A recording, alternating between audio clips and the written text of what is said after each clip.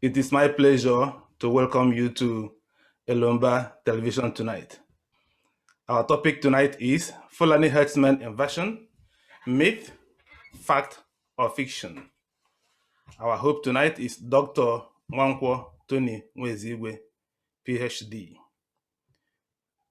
Dr. Nwaezeigwe was a director, Nigeria Civil War and Genocide Research Network.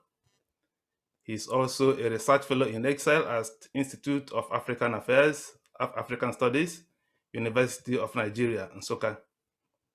Dr. Nwaezeigwe is the former director, Center for Igbo Studies, University of Nigeria. Apart from these academic pursuits, Dr. Nwaezeigwe have written a thesis on the issue of insecurity in Nigeria and the migration of the Fulani. He has also granted a lot of some interviews to some television networks on this same topic on which he's speaking to us tonight. So it's my pleasure to welcome Dr. Nwaezeigwe to our program. Dr. Nwaezeigwe, first of all, who are the Fulani?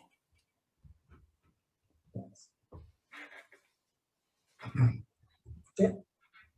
Thank you very much. The Fulani people are a Sudanic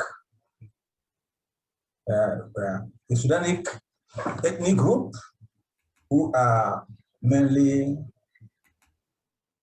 herdsmen, and the original settlement was actually at the Futajalon Mountain, Futajalon Highland, which encompasses part of the present Republic of Guinea-Conakry and Senegal, Republic of Senegal. These are the Fulani. And actually,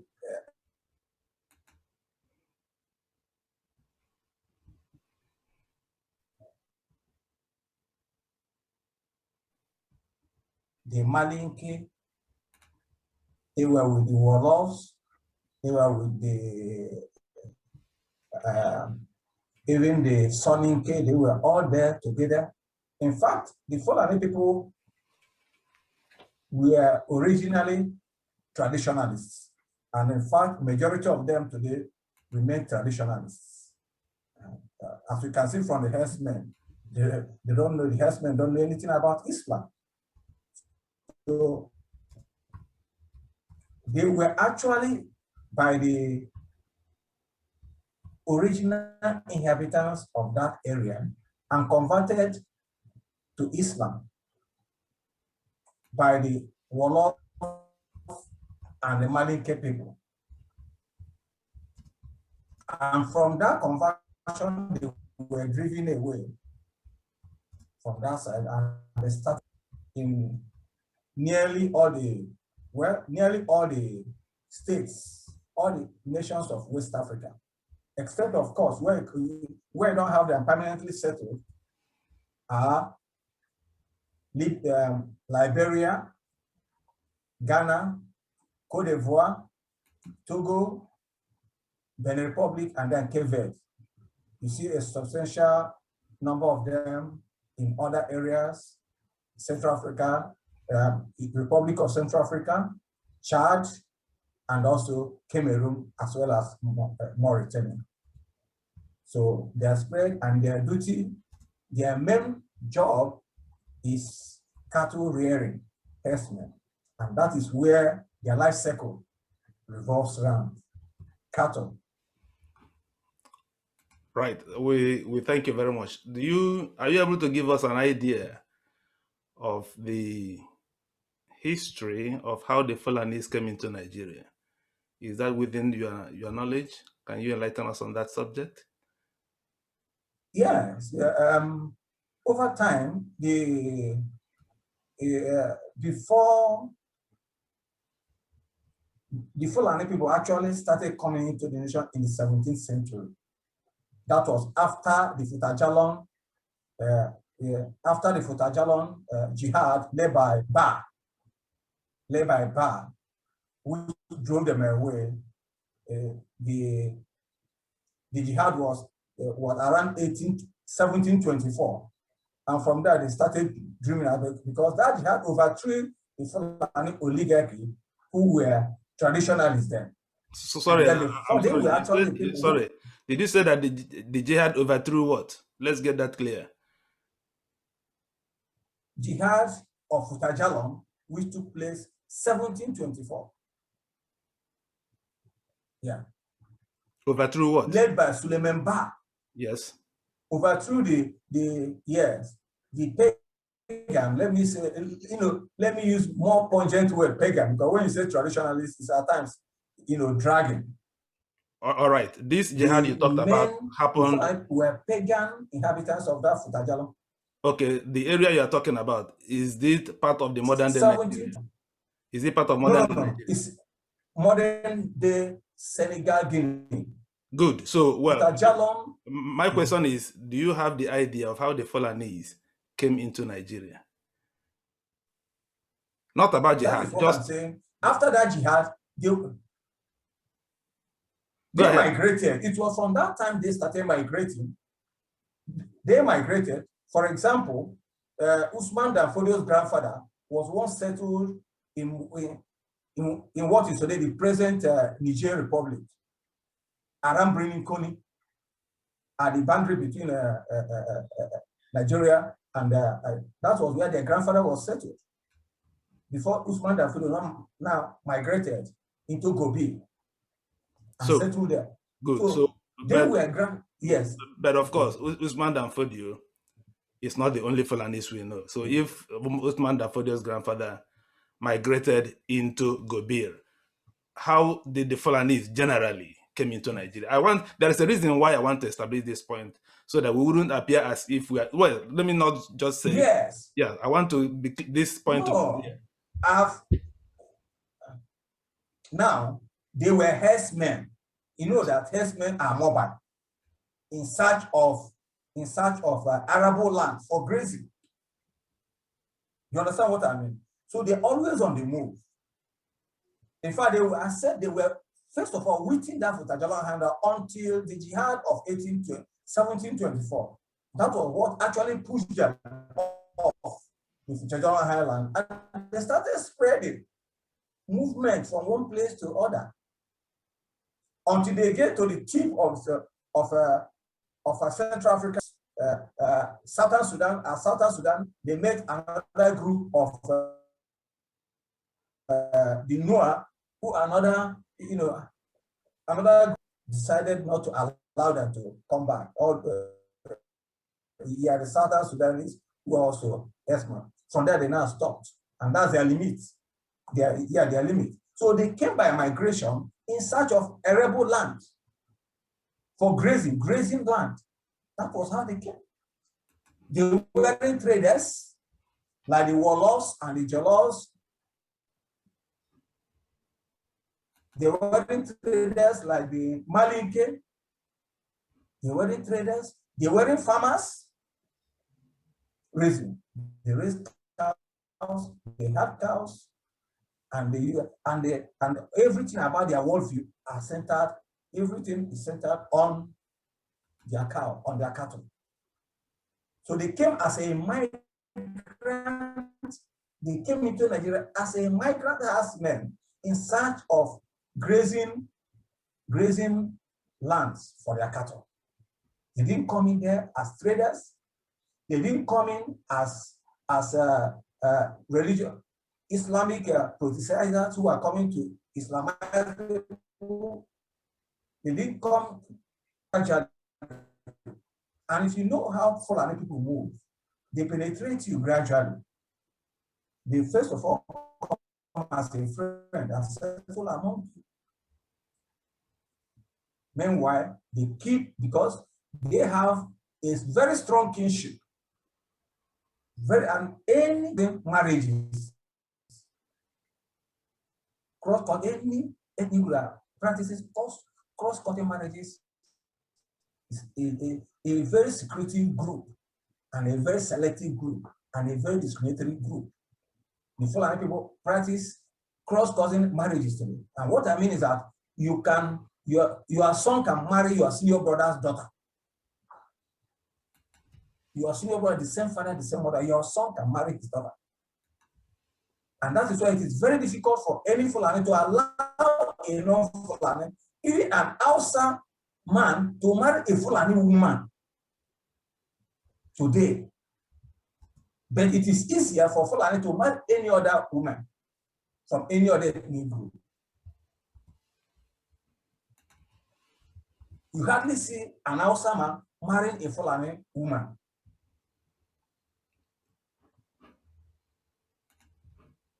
Yes. Okay, we thank you for laying this foundation. Are you able also to tell us in how many other countries, apart from Nigeria, can we find the Fulani ethnic group, apart from Nigeria? Yes. You can find them in Cameroon, in fact, in Bamenda, Grazing Islands. You can find them also in Cameroon today, Adamawa province, Adamawa region, which is just adjacent to Adamawa state in Nigeria. You can still see a parchment of them in Garoua and Maroua, northern and far north of Cameroon. And then in Chad, you see them in Bagrima, Fulani. And here they are known from, actually from that Central Chad, they moved into Central African Republic, where like in Anglophone Cameroon, they are known as Mbororo. Then in Niger, you see them in Western Niger, Burkina Faso, where they joined the Fulani of Burkina Faso, who constitute the northern part of Burkina Faso, with a headquarters at Djibouti. In fact, I'm not speaking just from book, but I've traversed this area personally. Then from that Djibouti, you see them in central Mali. They are not situated in central Mali. Then from that point, you can also see them in central, in Futajola Highland, in Futajola regions of Senegal, Futajola region of Guinea Republic. Then in Sierra Leone, like they are just like Nigeria, they don't actually have any particular region of their own in Sierra Leone. Because you have the Mande, you have the Temni, you have the Susu, you have the Creole, yes. As a major ethnic group in Sierra Leone, but the Fulani who have been able to enter into them actually do not have a single region in Sierra Leone as that. So these are the areas you can see them mainly. I'm not getting you.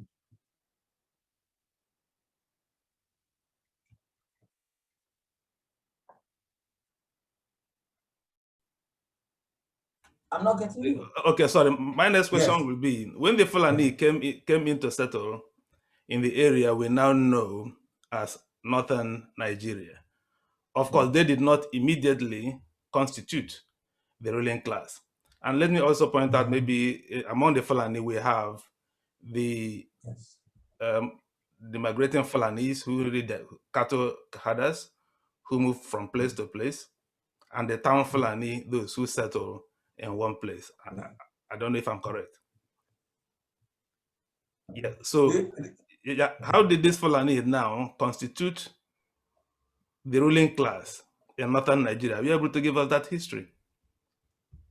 Okay. The first of all is that the people talk about town Fulani, people talk about the cattle Fulani. They're all the same. Because most of the cattle being reared by the, by the cattle Fulani are owned by the town Fulani. So they work hand in hand. It's just a question of belief system. Those in town Fulani try to adapt to Islam to protect their, to protect their interests with Islam, while those who are rearing cattle refuse Islam and still rely on their traditional worship. In actual fact, the point is that Usman Dan Fodio actually was influenced by Muhammad al-Mahili, who was an advisor to to Askia Mohammed Toure. He found that Askia Mohammed Toure of Songhai Empire was actually the first person to plan coup in the whole Africa, in the whole West Africa. He was army commander to Sonny Ali, and he overthrew him under the guidance of Ali. And Usman Dan Fodio read his books and actually, indoctrinated him. That was actually where Usman Dan Fodio based his idea of Mahdi. People didn't know that actually Usman Dan Fodio sees himself as a Mahdi, a choosing one, the one who should come, to play the role of a prophet, a Mahdi. That was actually what Usman Dan Fodio did. So Usman Dan Fodio had that from that moment. He now started cultivating the idea, the plan of taking over government, just as Askia Mohammed Toure did in Songhai. And just as the experience also in the Futajalon jihad of 1724. So he came and now stayed in Gobir. Gobir actually, because I am talking as a historian, most people didn't actually know that part of northern Nigeria, the present Kano states, the present Kano and the lot, were actually Christian, competing with Islam. At the time Usman Dan Fodio came, Borno was also practicing Christianity and Islam. Coptic Christians, actually, who shifted from Sudan. So, actually, and if you read, if you go through the research of the reasons why Mohammed Bello, Usman Dan Fodio's son, decided to attack Borno Empire, he was accusing them of mixing Islam with Coptic Christianity. And if you look at Usman Dan Fodio's description of the army of Gobir, he described them as Copts. He didn't describe them as Arab. He described them as Copts. If you look at Abdullah, that the Usman Dan Fodio's junior brother, who actually inherited the present Gwandu Emirates. Yes. So Christianity was actually there. In fact, Clapperton, by 1824, made Christianity in Kano State. By 1824, so Islam was not all that strong in northern Nigeria at the time Usman Dan Fodio came. So his target was actually against the spread of Christianity in Gobir. And that was what he started teaching. Okay, let me ask this question. Where is Gobi today? In which state is Gobir today? Where Usman Gobir, where is it today? Which state? Gobir is now part of Nigerian Republic. Okay, it's not even in Nigeria now. No. I don't think it's in Nigeria because a lot of them have been destroyed. Because Usman Dan Fodio's empire also extended to the present Niger Republic, which was just partitioned, like the case of Adamawa, partitioned some in Cameroon, some here. Okay, I also understand that when Usman Dan Fodio was living in Gobir, we have the Hausa Empire, which was very strong then. Okay, someone has said that Gobir, that's what I was suspecting, that Gobir is in today's Zaria, which is why we have the Emir of Gwandu. I also think that Gwandu is also in Kaduna State, if I'm not wrong. So, No. Where is the Emir of Gwandu? Yes? No. Gwandu is in Kebbi State. Kebbi State today? Yes. Okay, someone had just said that. Someone had just said that Gobir is in today's Zaria. No, it cannot be in Zaria. Gobir cannot be in Zaria. Okay. Now, Zaria is in the later Emirates. Gobir is in the north. Okay. North. Okay. Now, my question would be: when this guy was there, we have the. I'm coming for for your information. The original emir, Serikin Zaria, is presently the emir of Suleja. The emir of Suleja today, his descendants were the original emirs of Zaria. It was after the Shah that Iran and then established the Suleja Emirates. Okay, our listeners, remember that our topic tonight is Fulani herdsmen invasion. Myth, fact, or fiction? So we are trying to establish how the Fulani settled in Nigeria and how they became the ruling class in northern Nigeria. Before we delve further, Nigerians are well familiar with this term, Hausa Fulani. How does that come about? Because how I'm aware that the Hausa is a distinct ethnic group. The Fulani is a distinct ethnic group. So why do we have the Hausa Fulani today? Who are the Hausa Fulani? As far as we are concerned, there's nothing like House of Fulani, just a colonial coinage for administrative purposes, because actually there is no strict geographical division between the Hausa and the Fulani in northern Nigeria. They live together. All just right. as we see. Yes. So that. Dr. Nwaezeigwe, Yeah. I'll come back to you. I'll come back to you, please. Let's hear from Deli Ajofo. Please, just 1 second.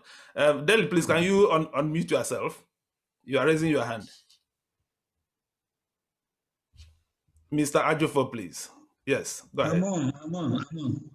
Tony Nwaezeigwe, ekene m. Nna m ukwu Igwe. Ya ka Igwe nna.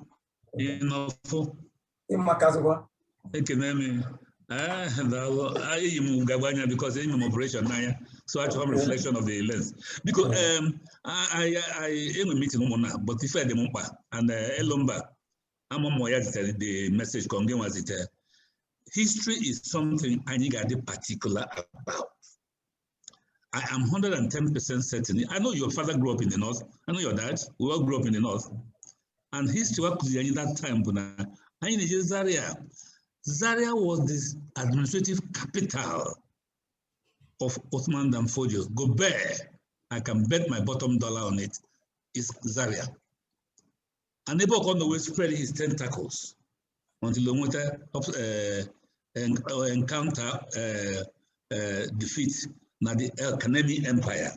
We have practical knowledge because during the 50s, we traversed that area as students. My uncle was a driver with USC, I know Agali, and I allowed neighbor, we sleep, let me speak English, because we sleep there. Because let us get this, Gobert is not in Niger, and Gwandu is in Kebbi.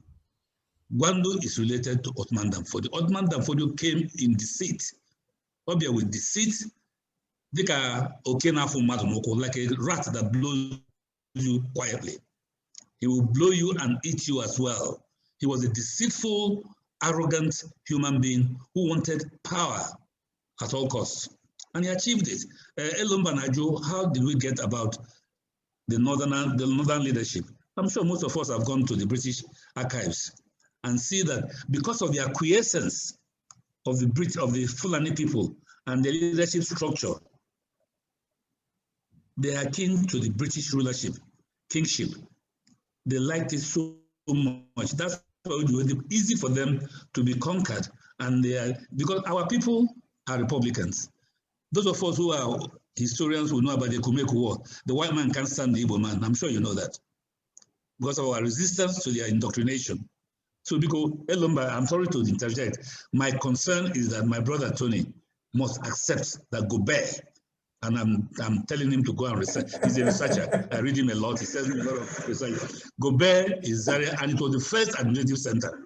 At 76, I should be able to know too. Because I was supposed to go to Wosasa. That's the name of Bariwa College. I'm sure you know that. Bariwa College was called Wosasa, myself and my elder brother. They rejected us because we couldn't speak Hausa properly. So this hatred in Libya, I thank you very much. Let me end it there. If there's any intervention, I'll come back. Thank you. I'll mute myself again. All right. Okay. We thank you. Let's go back to the Dr. Nwaezeigwe, please, because this is a very important issue we want to let our listeners know about this Hausa Fulani connotation, because it appears that initially these people are distinct people, But today it appears that if some people have coined that term and owned it to themselves and constituted themselves the ruling class in the entire nation. So are you pleased to still enlighten us more? What is the origin of this marriage between this Fulani led by Usman Dan Fodio and the Hausa ruling class to form this Hausa Fulani coinage? Are you able to enlighten us further on that, Dr. Nwaezeigwe, please?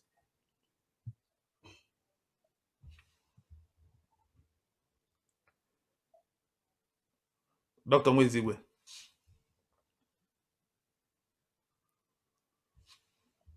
Yeah.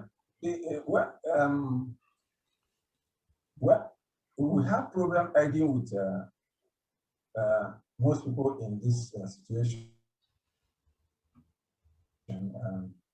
Usman Dan, he stayed in many capitals, about 2 capitals before he built Sokoto. He actually constructed Sokoto as a new empire, and his jihad operations we actually centered around the present Zaria, Kano, Bauchi, to Adamawa State by Adama and other people in the labor Adama. We actually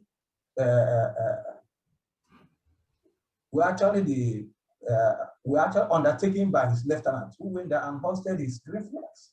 So this was actually his zone. And as I said earlier, the Zaria was part of the 7 Bokwe, the 7 Hausa Habe states, Zaria.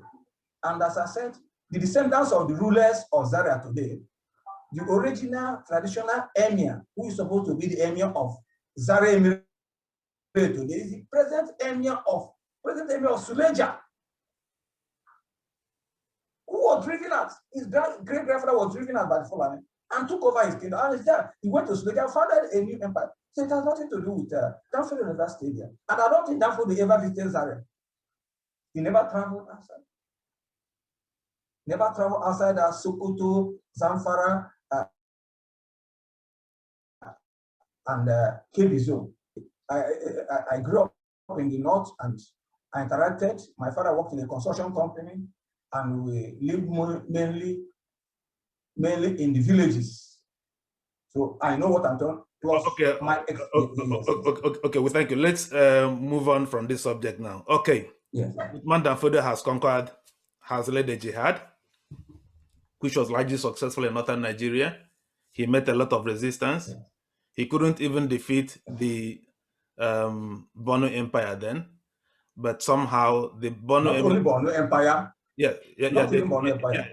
I want to give this one example. Argungu, very close, less than 50 miles from Sokoto and Kebbi. He couldn't defeat Argungu, the present fishing carnival. It wasn't defeated. Yeah, it was British that conquered Argungu. All right. So the Sokoto Caliphate was in fact a parchment of Emirates. They didn't conquer the whole north. It was the British that came and unified the whole north under them. Majority of the present Kebbi state, the Dakakari, all the people we call of minorities today were not conquered. Ningi Emirate of Bauchi was never conquered. These people defeated the Fulani Emirate flat. All right. So it's not that they conquered the whole north. No, they were just, it was actually pretend that now unified the north and handed over to them. Okay, let's listen to Mr. Chikwendu Kebu, please. Can you unmute yourself, sir?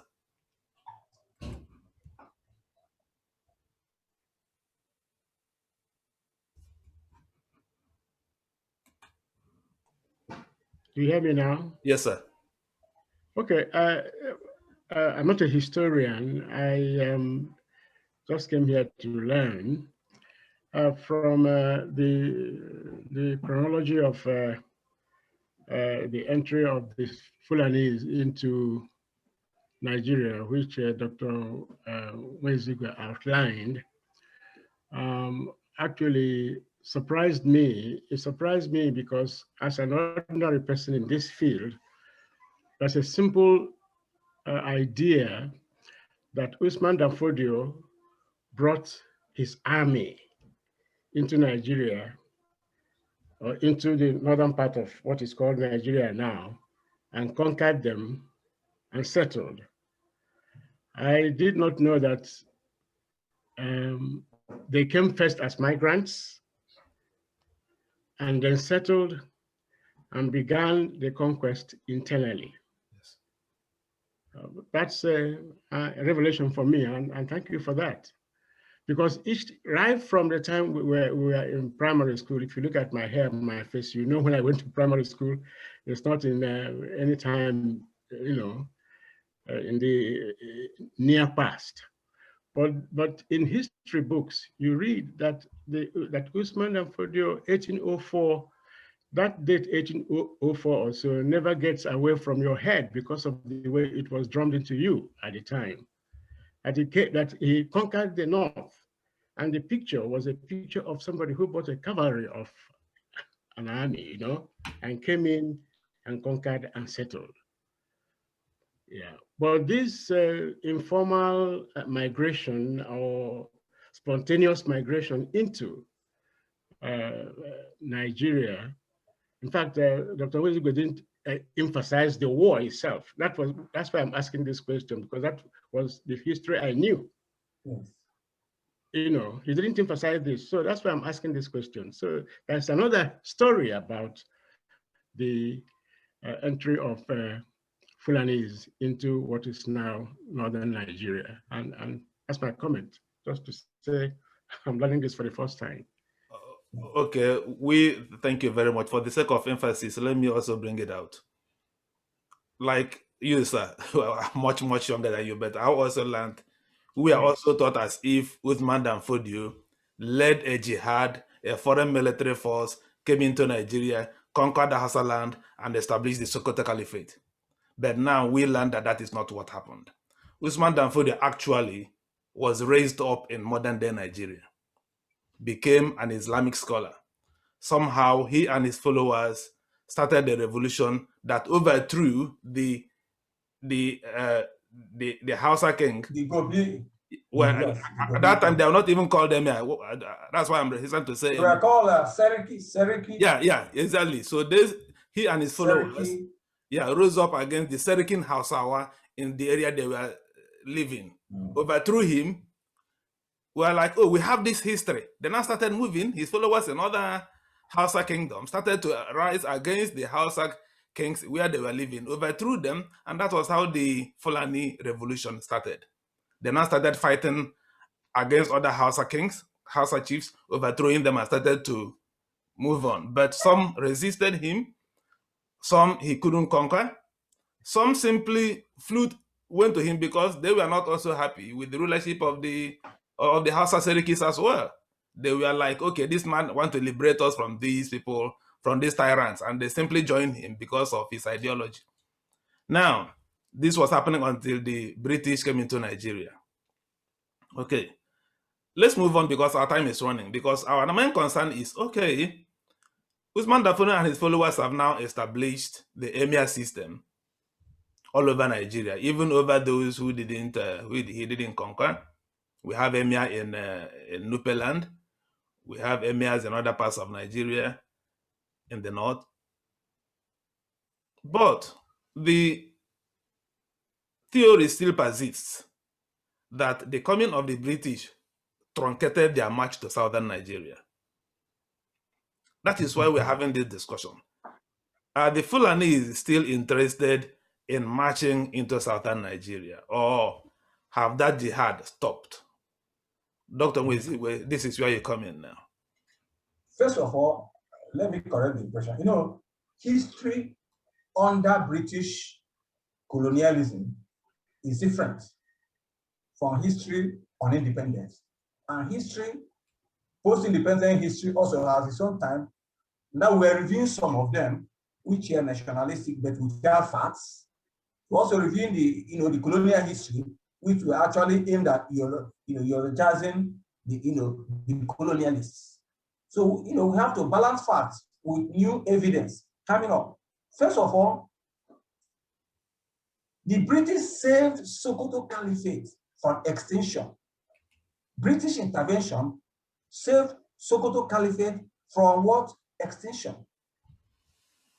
Because, first of all, they did not conquer Nupe land. It was trick. The Swedo family were quarreling over kinship dispute. They entered. And from that place, they now took over. And they were operating the present raiding of Fulani raiding, this banditry raiding. That was what was practiced. If you read, if you're able to get Ajayi Crowder's account of the fall of Panda, Panda was an Ibira community along the River Niger. In that travel, in Beki, with Beki's travel around page 65 or 75 or so, it described how the Fulani were operating. They will come to you, we tell that they were trading, they were rearing cattle, then they will just gather strength and overthrow you and burn your places. That was tactic they were using as at 1854, which was described by Ajayi Crowder when they visited the Ati Gala. When they visited the Gala Kingdom and had cause to move upstream to Lokoja. That was the second. And the same plan is still going today. In actual sense, by the time the British came, Sokoto Caliphate has started declining. I've just said that if you know Argungu, Sarikin Kebi Sarikin Kebi is king of Argungu. It's not Emir. Argungu is in between Kebi, in between Kebi, bringing Kebi and Sokoto. They were never conquered. Ningu was never conquered. The present Dakar, the present Zulu Emirate, which they now get Zulu Emirate, who are mainly Christians in Kebi State. They had defeated Fulani several times until the British now came and imposed. In fact, the present emir of Zulu was in fact imposed on them by General Babangida. There was nothing like him because they are still Christians today. Ibadan, after Afonja rebelled against Oyo Empire and sold off Ilorin because Fulani came to him, go against Oyo. Like what is happening in Ilorin today? The Ilorin people are yet to learn from their history today, especially from this hijab or whatever crisis, trying to bring Islamism, religion into politics in Nigeria. The problem in Nigeria is not religion, because Muslims of Nigeria have not been able to ask their Fulani Muslim leaders, why are you a Bororo, you are a cattle rearer, you are herdsmen, not Muslims? Why are they not Muslims? Muslims have not asked them. Why are your foot soldiers not Muslims?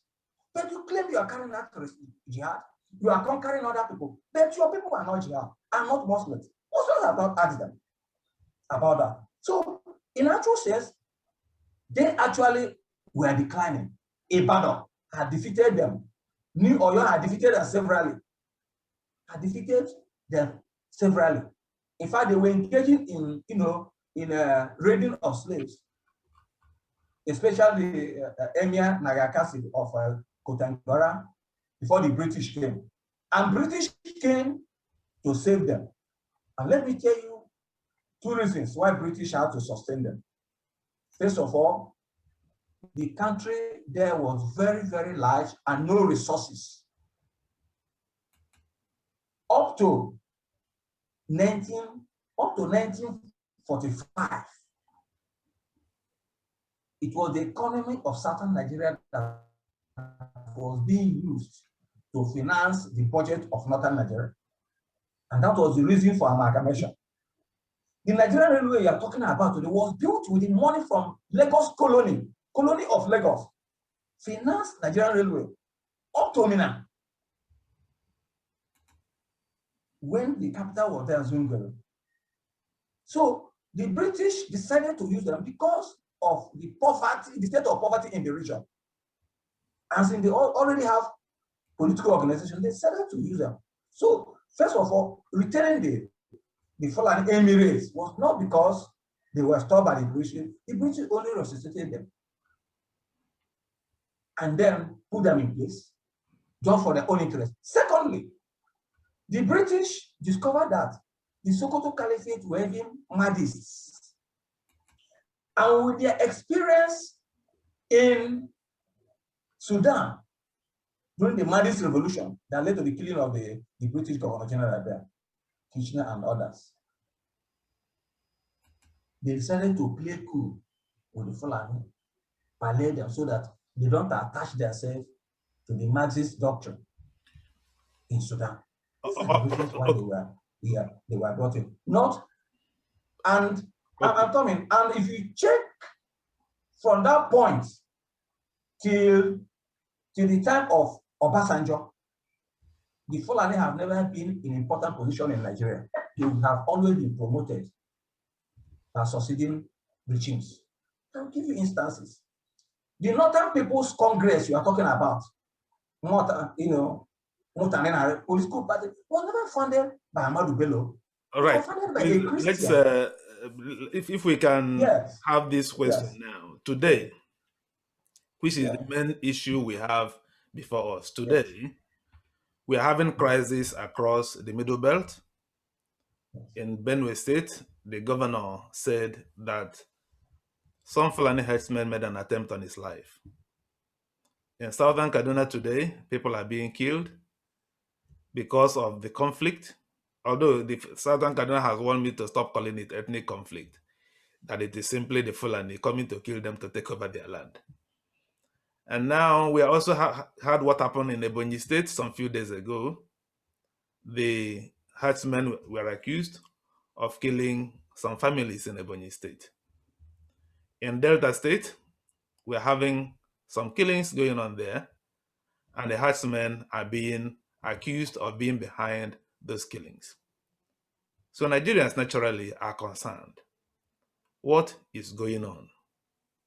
Is it a continuation of Ottoman Danfodio's jihad? Is it some Fulanis invading the southern Nigeria coming to take their land? Or is this just a conflict that normally arises when a new people are coming in to carry on their business in a new land? Do you have an idea? What do you think is going on? Is it an invasion? Or is it a myth that we are always ascribing these killings to the herdsmen?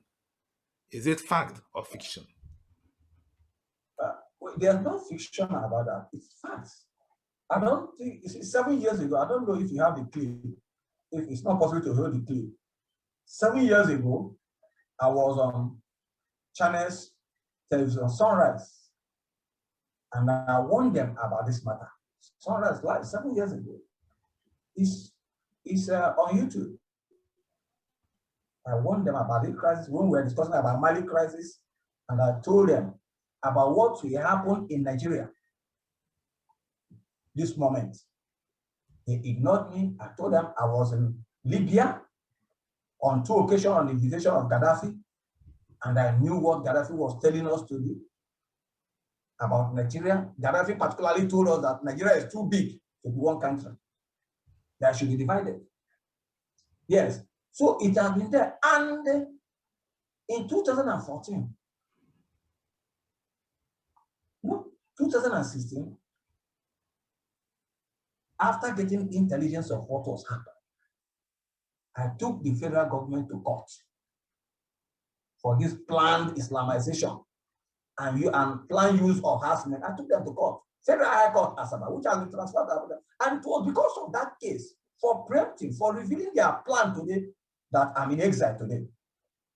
That's for the reason. And I've also written to all the church leaders, warning them of what is happening. In the same 2006. What exactly is that plan? What exactly is that plan that you want them about? Now, yes, before, I don't know, I can show you, before we talk about plan of Nigeria, let us even look at the statistics of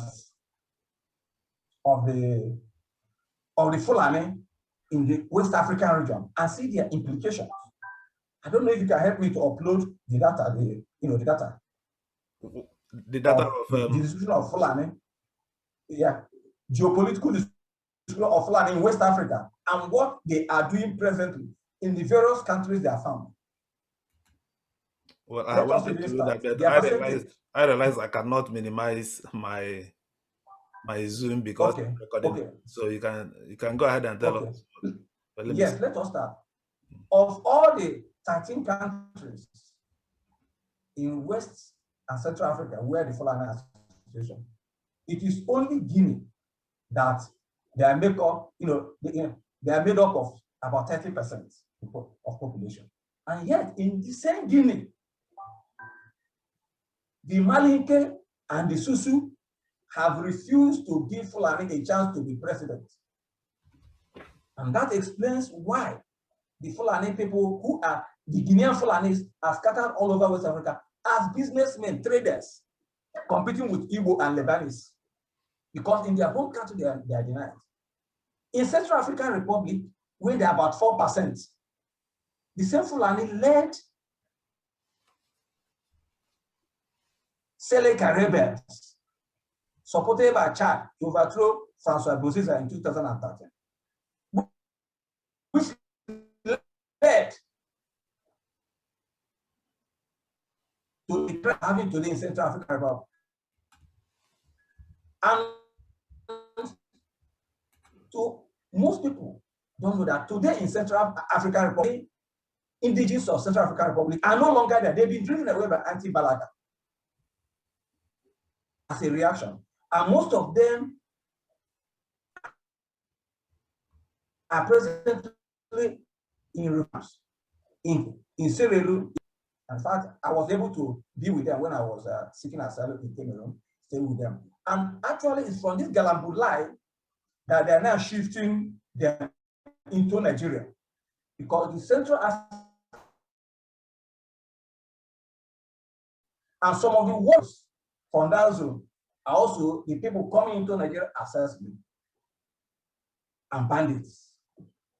That is one. You go to Chad, the Bagrime Fulani in Chad, who constitute about 5%, are most of the power behind Boko Haram today in Nigeria. And this Boko Haram also extends to southeastern Niger. Southeastern Niger. Then you come to Burkina Faso. Northern Burkina Faso, you can see the Fulani there, where they constitute about 7% in Burkina Faso. You can see them leading a jihad in Burkina Faso. Under Ansar, they call it Ansar Islam, with Al-Qaeda and Islamic State of Fulani people. In Mali today, Fulani people are also engaged in war of attrition with the Dogam ethnic group. And through that means, they've even decided to support even the Tuaregs. So everywhere you see them, let me ask a question. If they are not in government, they will try to war. Dr. Nwaezeigwe, let me ask this question because some of our listeners should. I'm trying to tell you that Nigeria is not. Yes. Before we, you made a comment that the Fulani are behind the Boko Haram uprising in northeast Nigeria. How would you convince our listeners that we are so? Yeah. When we know that the main actors in the Fulani in Boko Haram insurgency are not of the Fulani ethnic stock, they are of the Kanuri ethnic stock.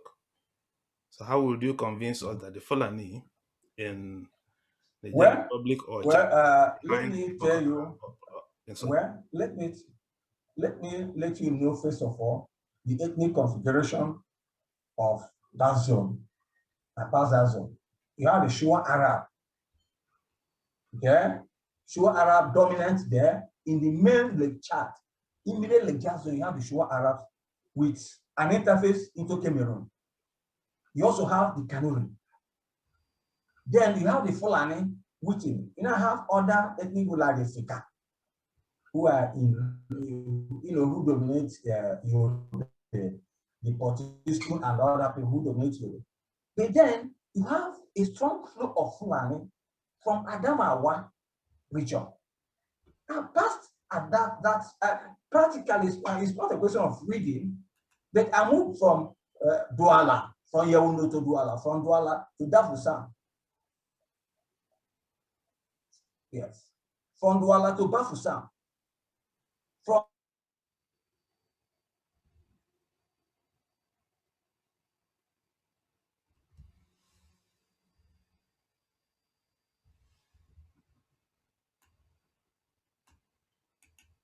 Bafusan to Banyo. Banyo, which of Fulani people in Cameroon, from Banyo to Tibati, from Tibati, there's no border. And these are the people who are supplying Boko Haram men, fighting men, experienced men, and also the Fulani from Bagrimi in southern Chad, and Fulani, displaced Fulani from Central African Republic. Do we have facts to support this assertion that the Fulani? I have checked. Yes, when you are talking of, I'm coming. Yeah. I've checked, by the way. I found that the Fulani population in Chad, which is in the northeastern border of Nigeria, have only about 580,000 population out of 15 million. Do you have facts to support your assertion that it is the Fulani supplying arms and ammunition to Boko Haram? Well, far. Okay. Well, you are using percentage. Take off Nigeria too. The Fulani consider about 16 million of about Nigeria's 190 to 200 million. Nigeria's population. I can see how they are dominating Nigeria today. 8% of Nigeria's population, 8%, the administration, the governorship, everything. So it's not a question of population, it's a question of articulation. All right. We cannot read ourselves. At this point, we'd like to take questions from our audience. Kanuri are one of the most gentle sets of people in that. Yes. So, I have asked too many questions. Let's take questions from our audience, please. Mr. Obienu, please, if you can unmute yourself and ask your question or make a comment. Chidi Obienu, yes. Thank you so very much, my brother. It's nice meeting you again. And Doctor, thank you for for everything that you have brought to the table this evening, for your lectures. But I think that we are kind of telling a lot of stories as far as history. I recall when we were younger, there are stories that are told in settings like the moonlight play and everything. Usually the Rieko is Kolai Osisa. I get into no living more the autumn danger. In other words, the people that are being told these stories are waiting to, hear that story to make a sense out of it. I'm not sure because I logged in, I was invited to this meeting. I'm not sure if what is happening today warrants these long tales of how they came and everything, because you already said something, if they are real or if they are myth or something like that. I think that's the area we should be looking at.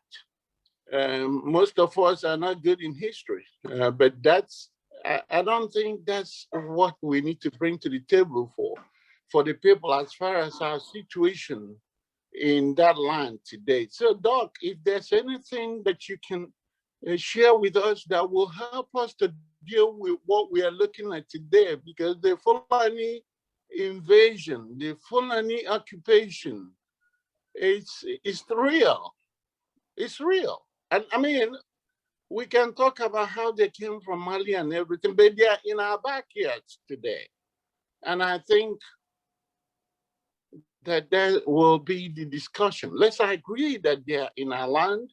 There are people that have talked to us about how they crept in.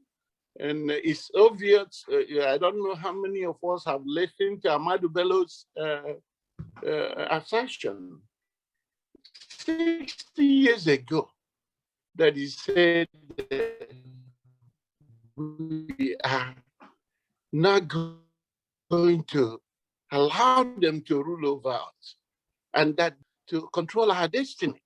I think that's going to be discussion, and it's clear right in our face that they are accomplishing all these things that they have promised us. I think for us to shift a little bit on the information that you bring, I do appreciate that.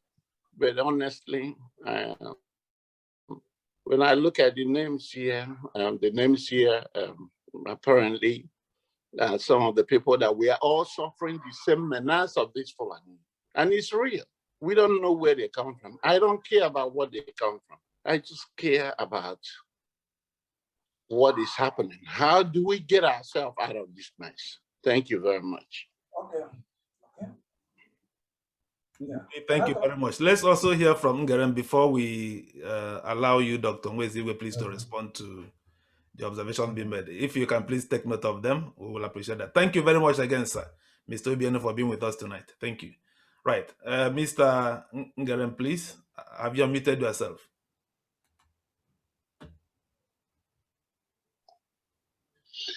Yes, well, I'm glad that this last speaker just spoke my mind.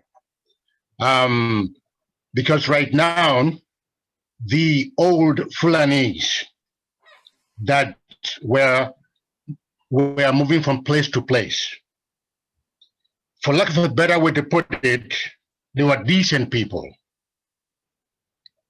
They were decent people because my grandmother and great-grandmother are from that tribe. And I know that very well. What we have today is a mess. And that's where we are concerned. Initially, I think, Dan, you talked about migration. They're not migrating. They're terrorizing and basically occupying the entire place. Okay, and I always have to go back to what I know as the origin, which is what Buhari indicated very clearly in his election, that if he does not win, he will make the country ungovernable. Nobody has explained that to me yet, and nobody will ever be able to explain that to me yet. They were able to explain that to me, because those are the terrorists he was going to use to make the country ungovernable. So he introduced them in here, he and his crew. Mr. Ngeren, let me, before we continue. Yes. Okay, Mr. Ejime, I don't know whether you want to say what I want to say, but let's ask you first. Thank you very much. No, I was coming to, please, thank you all the speakers, particularly Dr. Nwaezeigwe, the presenter, the historian. The point, I think we will miss it if we do not know the origin. And that is part of the problem we have in Africa, that we do not know our history. And if you don't know your history, if you don't know where you're coming from, you will not be able to find get the compass to go to where you are going. So I think what Dr. Nwaezeigwe is saying is important, but I would like for Dan to focus it has to be serialized. You cannot capture all these things in just one presentation or one Zoom activity. I think that has to be done, because otherwise what we will get, if we do not understand this background, will become, we have to do the diagnosis. A doctor cannot begin to treat you when he has not done the diagnosis to find out what is wrong with you. And because we do not know what is wrong with Africa, that is why Africa has continued to stumble in the way we are doing. So history is important. I think what I will suggest humbly is that some of this, I listened to Dr. Ukebu, who mentioned the fact that some of the things he is hearing today are new. And you will be surprised that most people that are going now to go against the Fulani herdsmen and whatever, do not even know who they are.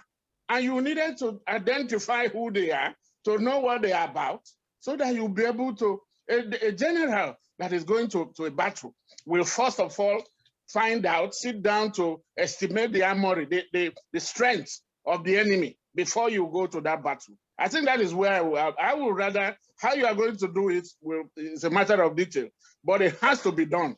That is what we're missing in our schools. That is what we'll continue to miss. Because what is happening today did not just drop on us. It took time. It is a historical evolution that we are now dealing with.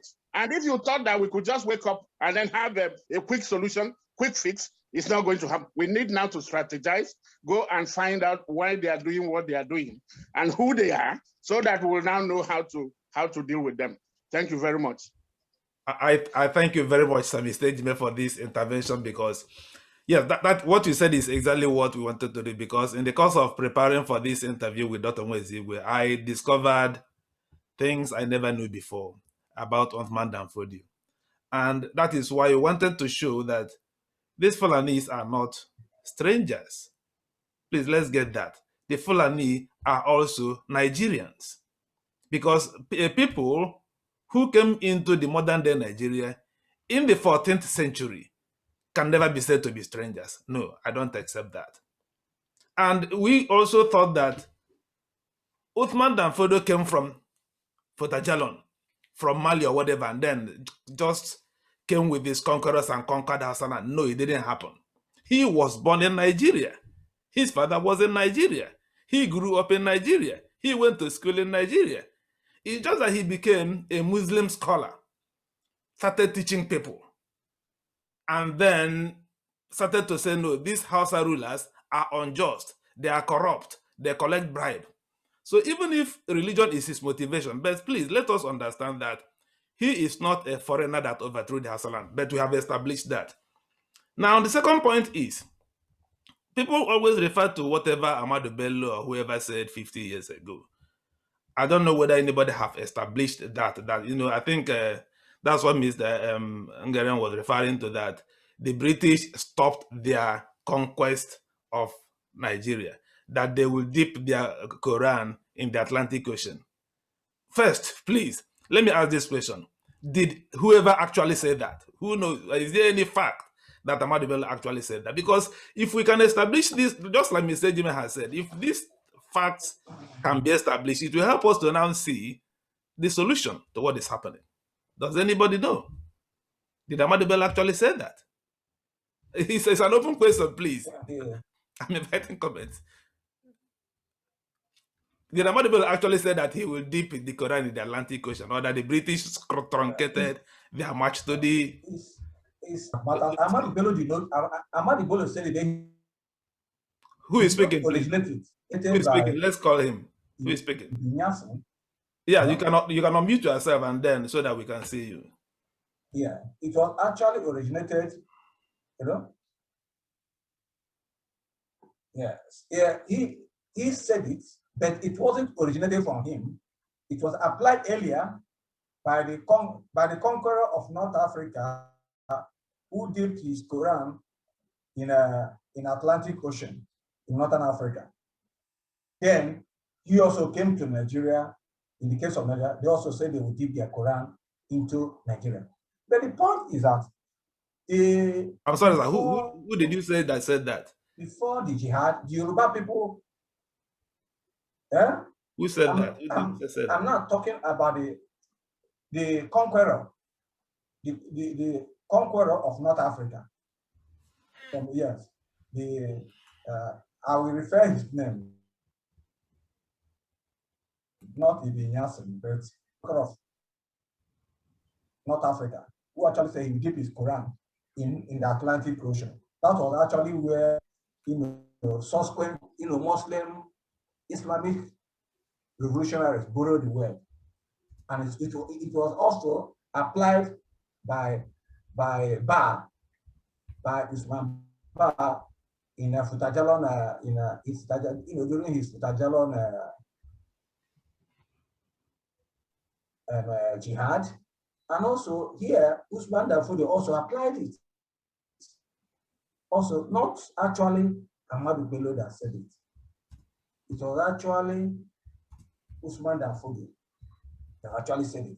Ahmadu Bello saw himself as a successor to Usman Danfodio, as a successor to Ahmadu Bello's second son and successor, Mohammed Bello. And we find that Ahmadu Bello's name was actually Ahmadu, Alhaji Ahmadu. It was in 1959 or so that he changed his name to Ahmadu Bello in honor of Mohammed Bello. He changed it when he actually said that he has now taken the role as the protector and the projector of the job which Usman Dan Fodio started but did not complete. All right. He also said in the Parrot newspaper, yes, that Nigeria is an estate of his fathers, that they will conquer it and make the inhabitants their slaves. So he said it. And in 1942, when the West African Students Union went to North and made the Northern emirs to ask them, for their campaign against Bodilon Constitution, the campaign that brought about racial constitution of 1947, what the Northern emirs told them was that if you want us to be in one Nigeria, you have to become Muslims. You have to accept Islam. That was what they told the executives of West African Students Union. They repeated it again in 1944. So, in fact, the 1942 own was recorded by Coleman, and the 1944 own was recorded by Awolowo, Chief Awolowo. Okay. It's not a question of, yes. Okay, now that we're having this... It's not a question of deepening it. Okay. Yes. Okay, let's hear from Mr. Okebu, please.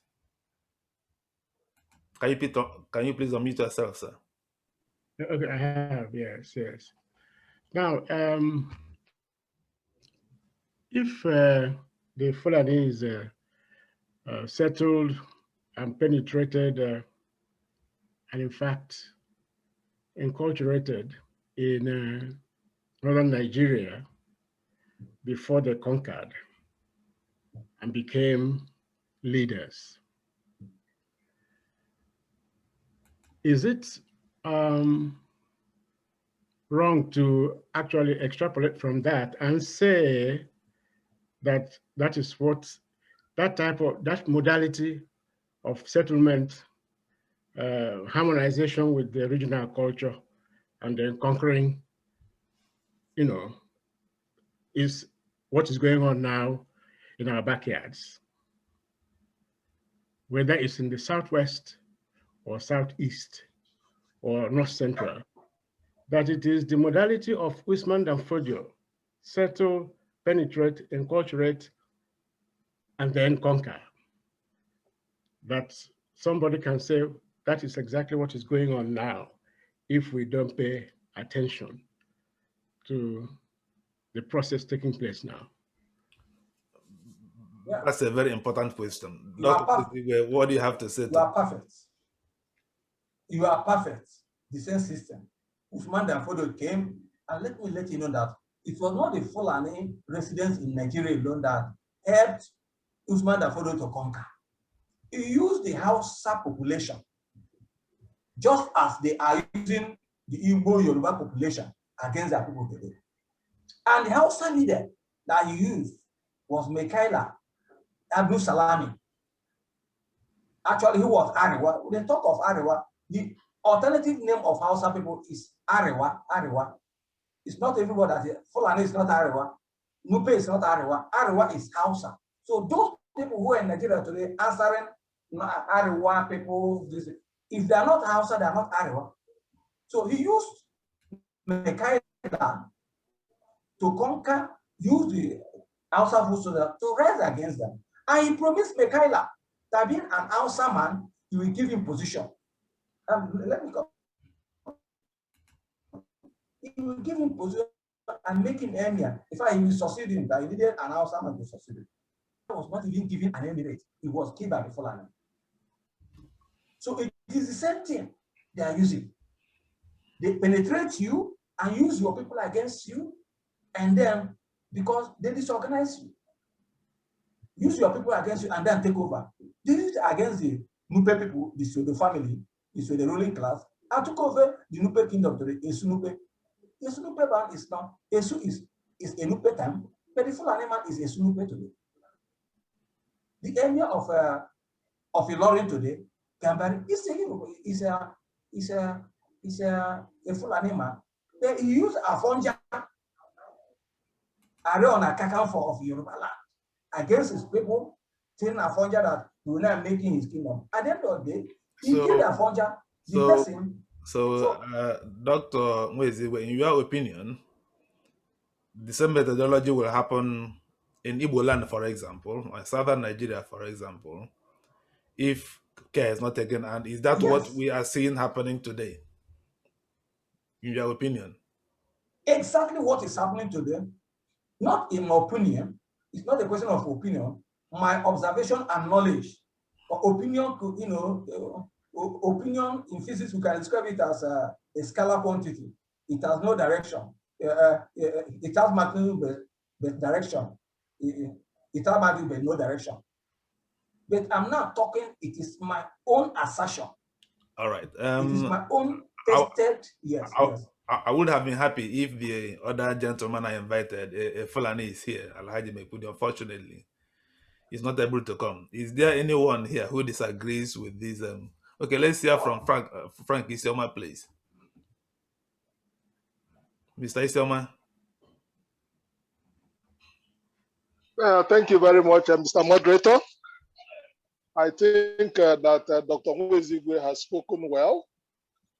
We have received the historical background of how this started and the reemergence of what has happened in the 18th and 19th century, happening in an organized society where you are supposed to have law and order, is quite troubling. There are a lot of other historical facts that say that the dominance of the Fulani, there was a book I read, it's called How the Small Dominate the Big. They do that by integrating themselves into your culture. They speak your language, they intermarry with you, and then once you have a one drop rule, you are given the impression that you are of that ethnic stock. So you now have a lot of Hausa people who now have a one blood drop of the Fulani, and they see themselves as one. Now, there is an advantage that the Fulanis are taking now because of the government that is being dominated by a Fulani who has made it a policy to make sure that all important positions are occupied by Fulani people. This will not last forever.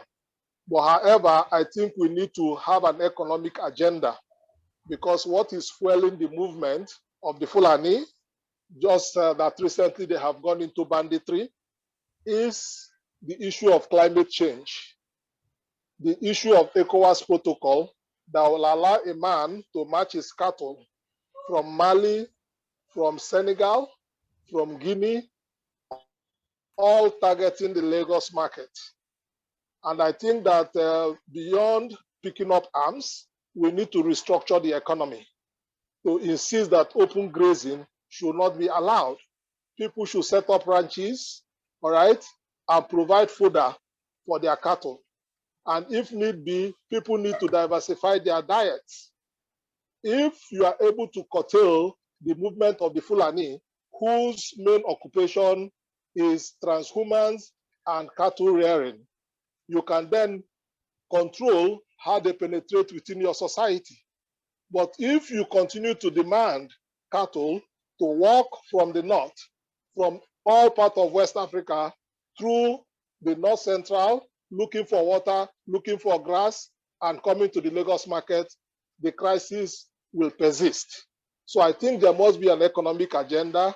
There must be a reorientation of our engagement. The situation we find ourselves now will not last forever. We need to keep faith. The Fulani domination will come to an end only when we begin to change our role. Coincidentally, I'm from the same community with Dr. Nwaezeigwe. Even our culture encourages this kind of activity. For every woman born in our community, you must give a cow to her family. Some mothers will tell you, don't give my people money, you must give them a big cow. And this cow is the one that the Fulani people bring to our community. We need to change policies like that. We need to change our culture. Because if in my community we have 20,000 women, that is 20,000 cows, and we can only get it from the Fulani people. So we need to change our ways, our culture, and then we need to also build resistance to be able to hold them back until such a time where we will be able to stand with proper, with good governance, so that the impunity which they have now will be put under control. The population of the Fulani in Nigeria today is less than 10%, and there's no way 10% can dominate 90%. Thank you very much. Okay. We thank you very much for that. We thank you very much for that intervention, my brother. Yeah. You mentioned something that I'm sure I will invite Mr. Ejime to, I don't know whether he would like to respond to that with regards to ECOWAS traveling protocol. Mr. Ejime, is that what you want to speak about or something? No, that is just part of you know, those things that normally should be, they are well intended. After all, Nigeria was the one that was instrumental in forming the ECOWAS in 1975 with General Gowon, with you know, Yadema of Togo and all that. You know, forget the fact that perhaps those who are running the show today, some of them do not even understand, and that is part of the issue about history. They don't understand what, how, and why that organization, the raison d'etre of that organization. So they are just doing their own thing. But what I wanted us to do is also to, once we have situated who the Fulanis and the herdsmen are, and then the fact what he was talking about, our tradition, the need for a change. I want us to look at, because it's like there's a saying in my place that somebody who has an open sore, if he went to the farm, the idea is that he's going there to go and walk. But if the flies now kept pestering him, you know, they would distract him. He will not be able to contribute anything to what the intention of taking him to the farm. And that is, I'm talking about those oxygen, those things that are feeding into this Fulani menace. And it is part of the failure of leadership. The society is not functioning.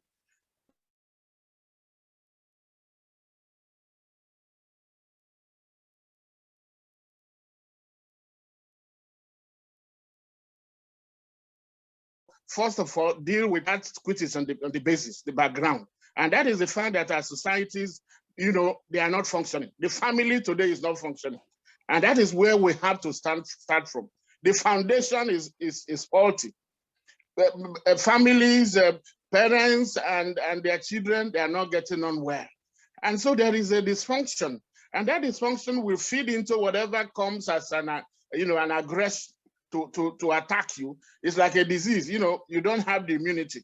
When a disease comes, you'll be knocked down. And that is what I want us to address. Not just see the Fulani, and we are talking about how many they are. They are not in our homes. They are not, of course, where they can invade, they can do all that. But are we divided? Are we as a collective? Are we doing what we should do? Are the governors of these states doing what they are supposed to do? The local governments, are they doing their jobs? That is the issue. And unless and until, otherwise you will have saboteurs, you will have the fifth column everywhere. But at least let those who believe in governance of their area, in bringing the benefit, what they call the dividends of democracy to their own people. It is not the Fulani coming from wherever they are coming that are now making the local government in my area, Anyocha South, ungovernable, making it unfunctional. Things are not functioning. They budget money there, and what happens? What have you to show? There are no roads. You don't have basic hospitals. People just share money. So let us deal with that corruption, deal with the fact that the system has failed. There are no institutions that are functioning. If we can take that, I don't know whether we can take that along or which one, whether it is chicken before the egg or egg before the chicken, but that until and unless that is addressed, we will be, you will make yourself vulnerable to whatever. It doesn't matter. Today it might be the Fulani. Tomorrow another aggressive force might come, and then you just you become a victim. So let us remove that victim, that self-defeatist kind of mechanism that we are functioning on. The car we are using is not running. It's broken down. How can we get it fix it, so that we'll be able to, at least even if it doesn't move, when we decide to move, we can move. Because that is the issue. And it begins from home. It begins from, the domestic, the foundation. I think that is what I want to say. I'm not in any way underplaying or minimizing the threats that the herdsmen pose, but I'm also looking at what we can call doing a reality check of what actually we are as humans. Thank you very much. I thank you for jumping us now into the next, the big elephant in the room, which is what is the solution to whatever perceived the threat we might see. So we thank you very much, Nwaezeigwe, for setting the ball rolling in that regard. I also wanted to ask, are we simply setting up the Fulani as a bogeyman, as the cause of all the problems you're having in the country today? That is why the question is it real? Is it a myth? Is it fiction? So that takes us to the next stage of what is the solution. Let's hear from Marcel, please, if you can unmute yourself, sir. Okay, thank you so much, Dan. And I've listened carefully to the history and everything. Now, one thing I want to ask, and which I always ask people, is very simple. If we have a table of 10 seats, okay, and someone has taken 7 out of those seats already, and then the person is inviting you to come, let's negotiate and let's find a way forward. Does it make sense to go to that table? And that is a question Nigerians will need to ask themselves. Thank you very much. You cannot go to a table that you are already disadvantaged. You have 2 options. Either you go there to break those tables, or you don't go there at all. You don't give it legitimacy. Okay? The current constitution of Nigeria was handed down by the military.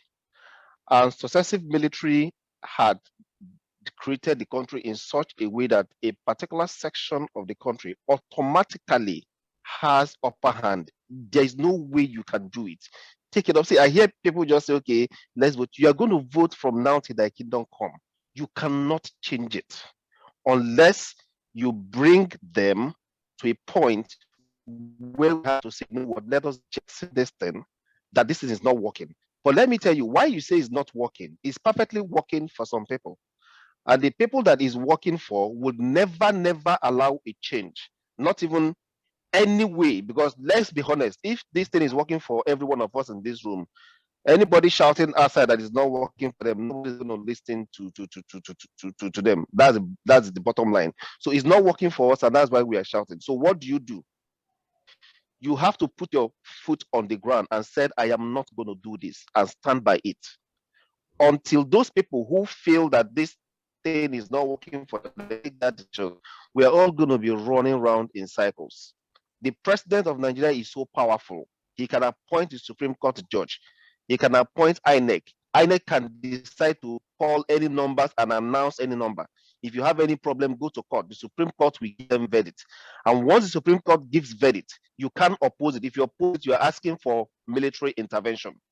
The system is set up already. So let's not deceive ourselves. I am one person that has always said that the South, or the people, the Middle Belt, or the people that feel that this is not working for them, has to pull out and say, come, you know what, guy, I think we have to stop and have a talk.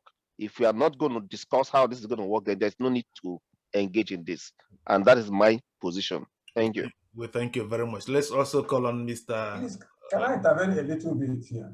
Okay. Can I intervene a little bit? Sure. First of all, let us not miss the situation. We are talking about historical determinism. Yeah, you see, it's like building, erecting a castle on a clay-footed foundation. It will definitely fall. You see, what is trending presently is global jihad. And I've tried to give you the example that it is not a question of our cultural instincts. It's not a question of our economic mismanagement. It's a question of the determination of a particular group to dominate the entire group. And I've made my assertions from West Africa. Today, we ask ourselves, what are the aims of the Fulani people? Their job is to dominate and rule. The oil there in Nigeria, nobody's talking about what is happening in the NNPC. This is under war situation. The governors are enjoying it because when there is crisis, it means you have increase in security votes.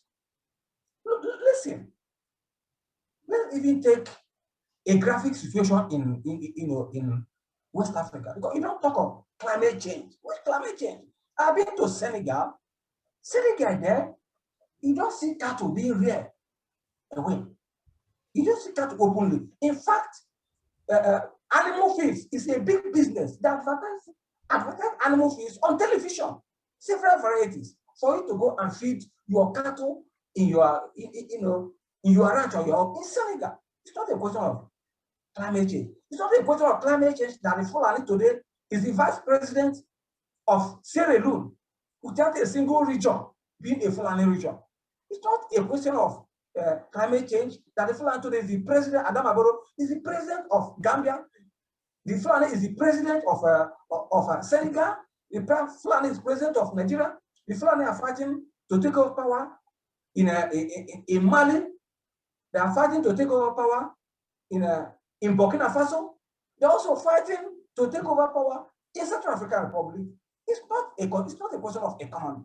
And here in Nigeria, they're trying to conquer everybody. So we look at it from the point of global jihad, from the point of jihadism. You don't talk of economy when enabling situation is not there, the economy cannot thrive. And what makes the economy to thrive? It is the policy of the leadership. When your leadership don't have the economic sense, nothing will move. Forget it. The Igbo man survives today, as I told in one of my programs today. If every Nigerian ethnic group could add the way Igbo ethnic group add, then Nigeria will move forward. I reminded them, majority of Igbo people did not depend on government to go to school, to build bridges, to build post offices, to build schools. Igbo, they build schools, donated to militias, they constructed roads, donated to government, constructed bridges, donated to colonial governments. How many ethnic groups in Nigeria can do that?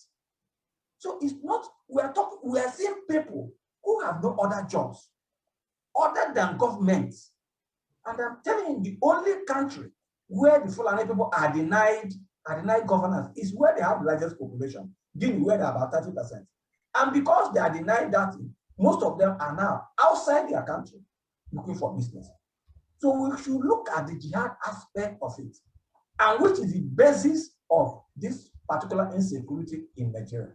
And in doing so, we should bring to our mind what actually happened, what was the remote cause of the Rwandan genocide, because it was the same act of domination by the Tutsis against the Hutus that brought about the genocide. So when we are talking about Nigeria, we don't look at the economy.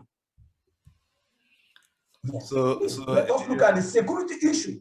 In other words, from your position, that's what you are getting. It's not about whether we have a faulty constitution. It's not about whether our economy is bad, but about a global jihad in West Africa. Yes. That is let's call it a West African jihad being spearheaded by the Fulani to conquer and dominate. That is your position, sir. Yeah. All right. Let's ask Mr. Obienu to come back to make his point.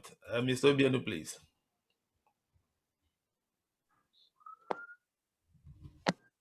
Yeah, thank you so much again. And again, I will appreciate the doctor. I'm not Igbo, I'm sure I got it right.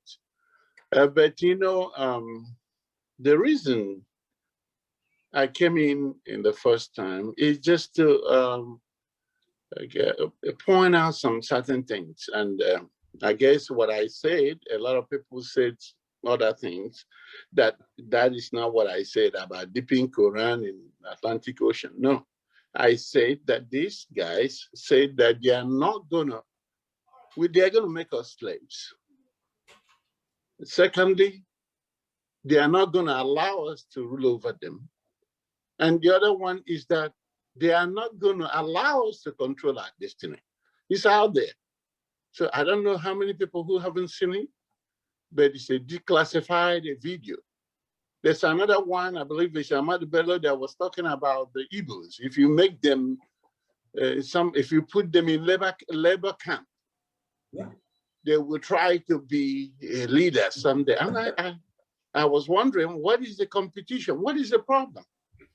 You know, why can't somebody be able to, you know, try to excel? And in other words, what that translates to is that he's kind of saying that we are not what to live just because we are hard workers.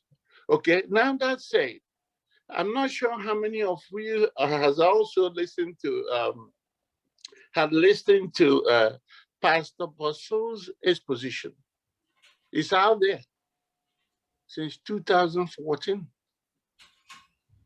And I know that some of us who are, you know, trying to say to the people, go do this, go do that, that this should work.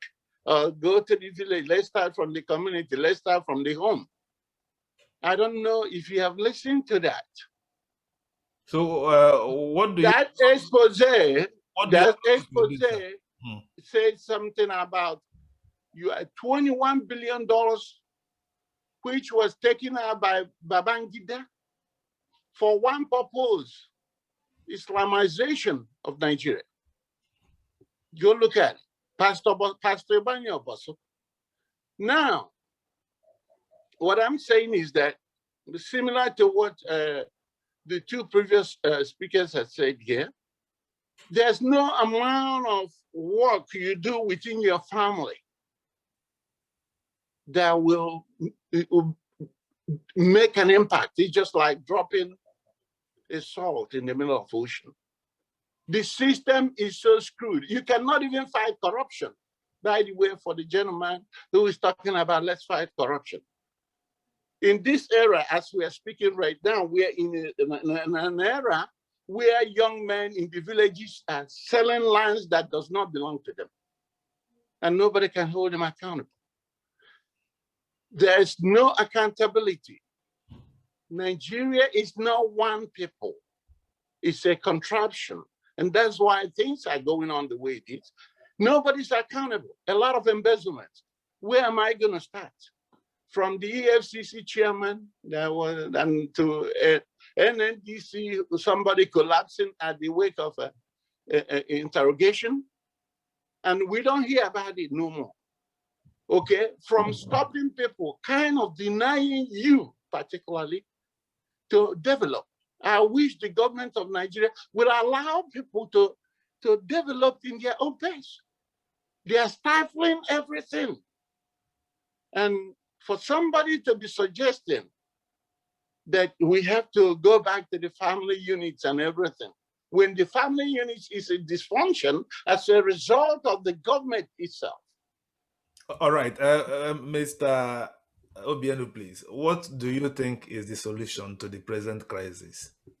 The solution to the present crisis is getting people together and decide. Let people decide. It's not about shooting people on the streets and denying people the rights of expression. I know that a lot of people are dissatisfied with the way things are going, but it's a handful of people that's always imposing themselves on the general population.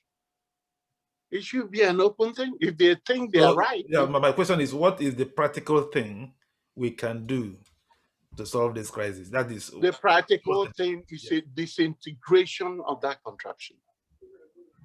And it can happen. It cannot happen without me and you playing a role. Disintegration, let everybody go to their home. Is it a force to be together? One Nigeria, one Nigeria. No, you are not allowing people to thrive in their own space. Now you are invading with cattle, and people are excusing cattle rearing as a culture. I'm pretty sure all of us here on this forum is outside that contraption.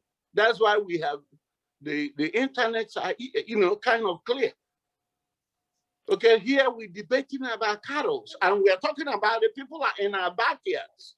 I don't know how come we are not seeing these things.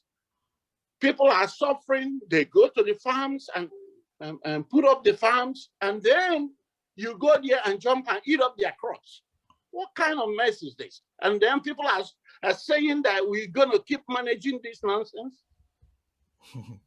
That's okay, ridiculous. Your solution is disintegration. Mr. Disintegration. Thank you very much, my I'll come to Mr. Jime, please, pardon me. Marcel, first, do you agree with Mr. Obieno that the solution is disintegration? Can you unmute yourself? Okay. Thank you so much. See, Dan, I'm a strategist. And for a typical strategist, when you look at all situations, you look at the least possible way out and the worst case scenario. Okay. Remember that back in the years, there was this concept of might is right. So empires tend to build military powers and they invade their surrounding empires. And once you are able to conquer it, it's right. Nobody says anything about it. But we are in the era of international politics under UN, where some level of laws had been set.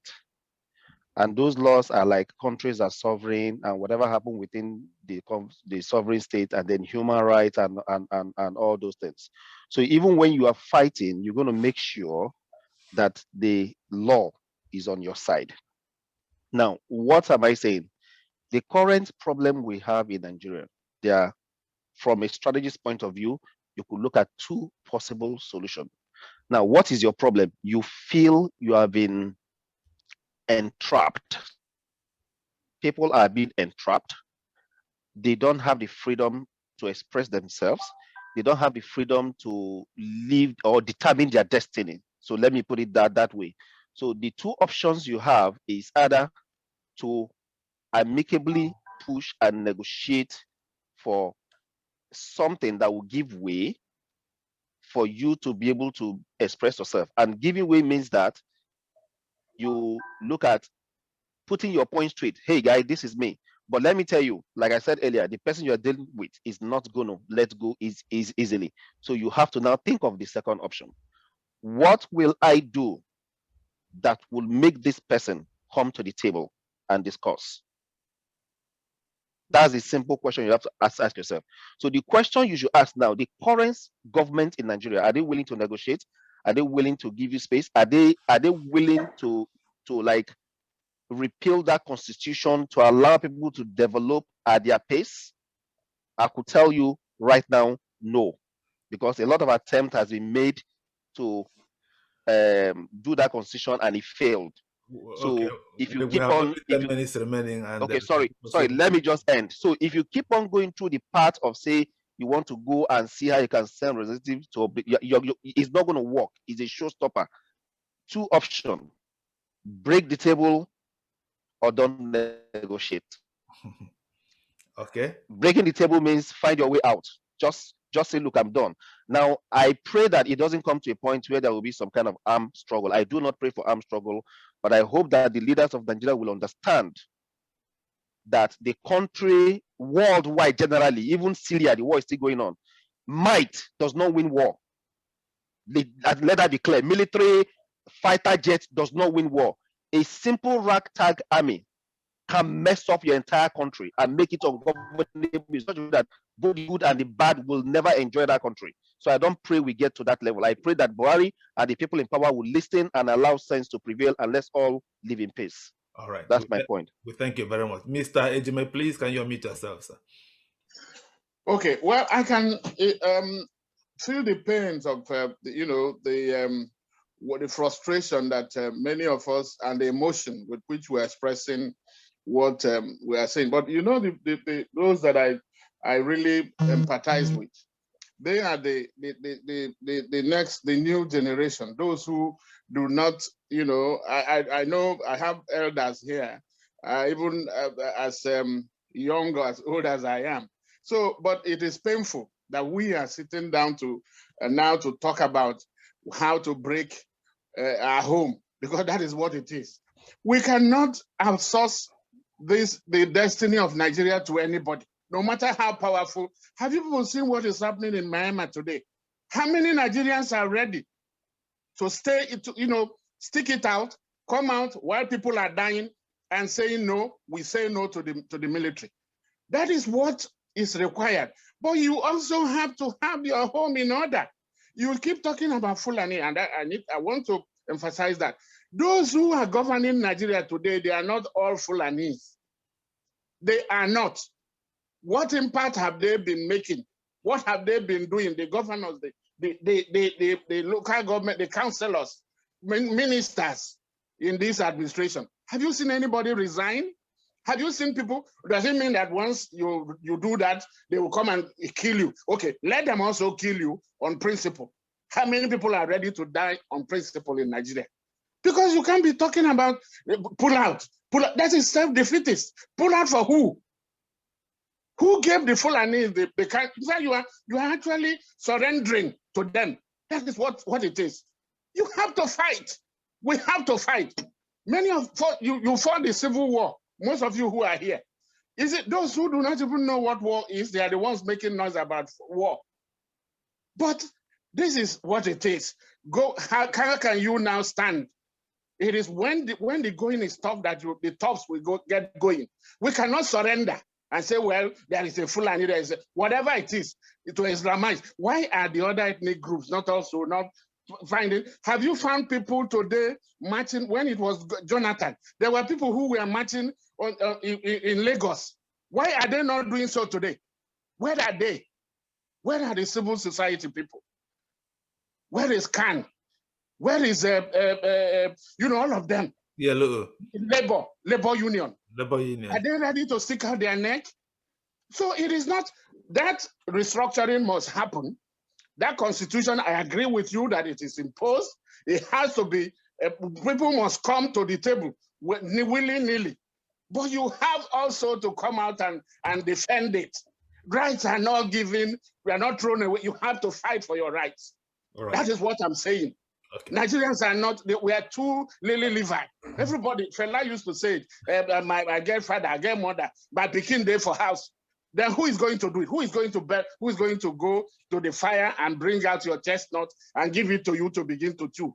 Let us all do the dirty job. Let us stick it out. Come out like the Burma people are doing from Myanmar. And Nigerians, give them 2 weeks. After 2 weeks, everybody goes back to their business. Is that the kind of a place where you need change, where revolution will come? People must die. Blood must be spilled. It is the people step on that blood, that water, the future of a nation. That is what happens. It's not by defeat, surrendering, or thinking that somebody, if we all say we are pulling up, for who? Who owns Nigeria? Nigeria belongs to all of us. We have to fight for it. Not by being chicken, lily-livered or saying, it is so massive, we see a big problem. No, it has to be addressed. It might be gradually from our own little corner. Don't look at mosquito. If you can imagine what little, don't minimize what you can do as an individual from your own corner. I talked about family, and people say some houses, some families have people that are worse than the Fulani herdsmen. The kidnappers, they are not all Fulanis. The people who are causing the criminals, not all of them are Fulanis. Why can't we? We have to take all of them together. It is because the family has failed. So my brother, it is that failure that is not caused by the Fulani that it's not the Fulani that can address it. We have to do it ourselves and then address the Fulani question. Thank you very much. Well, thank you very much. Dr. Nwaezeigwe, before I go to, we have other listeners who are also raising up their hand. Please, I'll come to you guys, but Dr. Nwaezeigwe, our guest, you have given us the problem. You have given us the background to the problem. You have listened to the suggested solutions. What do you think is your own solution? Well, as a strategist, I am also an actor, and it's not everything I will speak out here about what I have in the mind because I'm in the struggle. But I'll just talk about the general in itself. First of all, our people are not yet conscientized. Just as my uncle said last week, people want to go to heaven, yet they don't want to die. Is it possible? It's not possible. The freedom we enjoy today were built on the sweat and blood of other people. Oh, I'm a Christ-like, I'm a Christ, and the Christians say Jesus Christ sacrificed their life, his life to save us. Even Muslims believe that when you die fighting for jihad, you go to where? Paradise. So it's very, very clear in the Bible. Without the shedding of blood, there can be no redemption. He says it's not only blood of Jesus Christ. Any nation that allows the blood of the innocent, the defenseless, can never solve the position. It's the blood as big as the blood of Jesus Christ that can bring solution to this nation. So until that big blood like that of Jesus Christ is shedded, there can be no solution. People cannot stand back. It was like when the Vandals were raiding Rome, the senators were drinking in one side. Now, presently, the people in the House, in the National Assembly, in the everything, they are just relaxing. Okay, they don't know. Our doctor, please, because our time is coming to an end. Yes, but the issue, do you advocate for Southern Nigeria to take? No, you see, the geopolitical demography that brought about secession in 1967 no longer exists. So breaking is very, very difficult. Maybe if Gideon Oka has succeeded, then they should have done some job. There should have been difficulties too, because you can see interfacing of religion and ethnic groups on both sides. So it's very difficult to divide Nigeria. What I believe is that we have to fight and restructure Nigeria. Because for me, I will not allow my middle belters, Christians, who also struggling like the Southerners, the Christians in Kebbi State, far away Kebbi State, you allow them to become objects of slaughter among the majority. No, we must come in, join hands together, and make Nigeria peaceful for everybody. Christians, Muslims. When we remove religion fully in politics, Nigeria will move forward. Our major problem is religion. Thank you. All right. Let me bring in Ikenna Egono, please.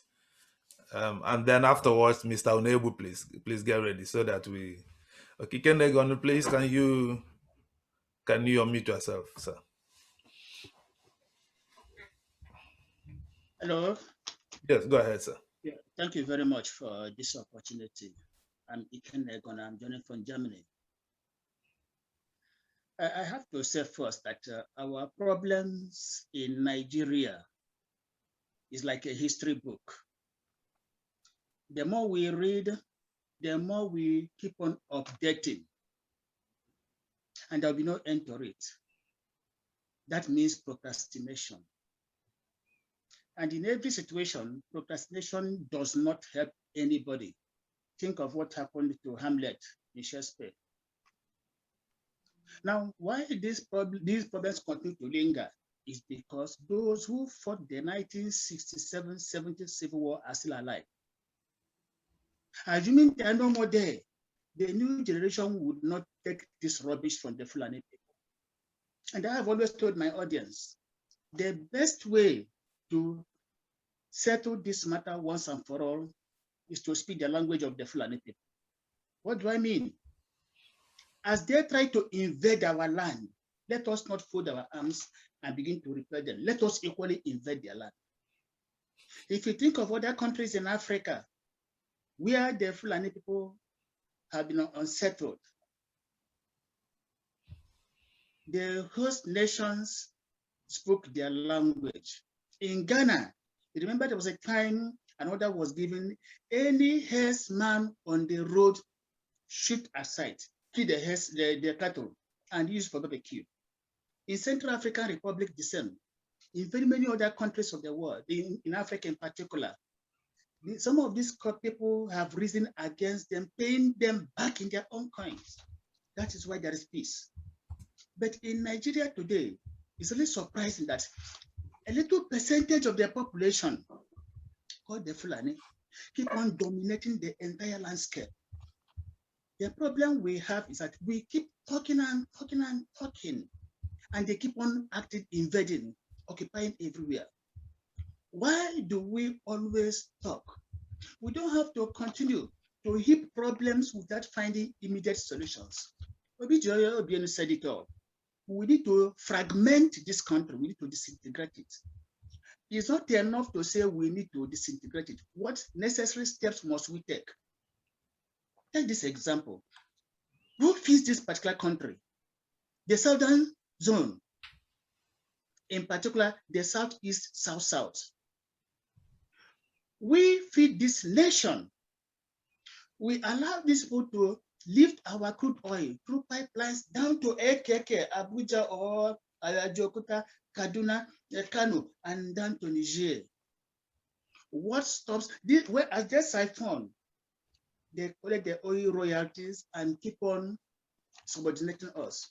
What stops us from, since we don't benefit from this oil, what stops us from setting everything ablaze? Go to the borderline, set everything ablaze. This will bring confusion in Nigeria. Okay. And as we do this, we mobilize ourselves. We have to get volunteers, equip them. Once they've come, we unsettle them. Look at what happened there 2 days ago. See, people put themselves ready. Within hours, all the policemen ran away. Why can't we organize ourselves and tell them once and for all, enough is enough? We should not continue to procrastinate, my people. Let us call out for volunteers. And in some other countries, for them to succeed, they had to start with internal cleansing. Once we discover those who are going there to collect money to come and tell us some rubbish, we unsettle them. And once we do the first person, second person, others will take time. Once we do this, I think there will be sanity, and the House of Fulani will be, we know that we mean business. And then either we stay together and stay in peace, and everybody become a stakeholder, or we go our separate ways. This is the solution I have in mind. Thank you very much. We thank you. Mr. Onebu, please, finally, and then we go back to our guest to round it up. Mr. Onebu, please. Can you unmute yourself, sir?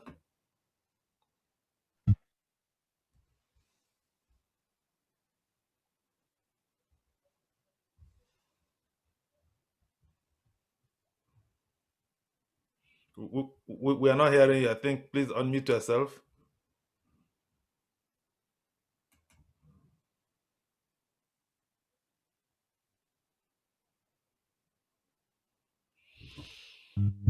Okay. Thank you, everyone. My neighbor from Holland. Well, I have listened to everyone, and everyone speak good. I had someone who said that when you have 10 seats and someone is already occupying 7 and call you meeting, will you attend? I have someone also who said that Fulani may be 10%. I have someone also who said that the only solution is disintegration. But when we look into all these three aspects, I think it seems that everybody is saying the same thing. And for me now, from example, when you say the Fulani is 10%, if they are 10%, how come they are ruling the country of 90%? How come are they winning the election of 10% out of 90%? How do we get this arithmetic done? And another important thing we have to know if we want to tell ourselves the truth. Benjamin Netanyahu said that you can never negotiate with somebody who don't want to negotiate with you. If somebody or any entity don't want to negotiate with you and you want to negotiate with that person, automatically you are beating about the bush. And we see that without being told, the domination is too much, whether they are Fulanis or whether they are Hausas. They want to subject everybody to slave in that country called Nigeria. So if we want to tell ourselves the open truth, there is no way than disintegration. Many people have said it in different ways, but someone may feel maybe you are position or whatever you belong or whatever you are representing, you cannot say it in camera or you cannot say it on television. But if you cannot say what we are discussing here on television, then you don't need to appear to discuss it for the first time. So I think there is no how we can be with people that don't want to be with us. We thank all of you tonight for your wonderful contributions. I don't know whether there is no more hand, even though there are some contributions in our chat rooms. I will read them, some of them out, and then we go back to our eminent guest, Dr. Nwaezeigwe, to round up. Some people are saying, what is the incentive for the Fulani to move toward the south? Open grazing and cattle business. Therefore, we take an economic approach. Stop eating meat. I don't know whether I can do that. I like my meat. So I don't know. I like my suya. But I think another person now said, okay, let us go into the business ourselves. Okay, if we can do that, produce the cattle ourselves, that will be a very good economic activity. Fishery and poultry. Well, the problem with Nigeria is political. So let's hear finally, before we go back to Dr. Nwaezeigwe, please. Mr. Sorry, sir. Chikwendo. Sorry, I've not seen your surname, sir. Forgive me. Can you please unmute yourself? And then let's round it up. My surname is Ukebu. Yes, sir. Sorry, Mr. Ukebu, please, sir. Yeah, I don't know that I am going to say anything new, except to look at ourselves as discussing as individuals and make a distinction between the macro level problem and the micro. The micro level problem is in our region. The macro level problem is at the level of the federal government and all these other states. But I do believe that the micro level problem is more serious than the macro one. Why do I say that? How many governors of Southeast Delta State or Rivers will listen to you to say, yes, we are being cheated.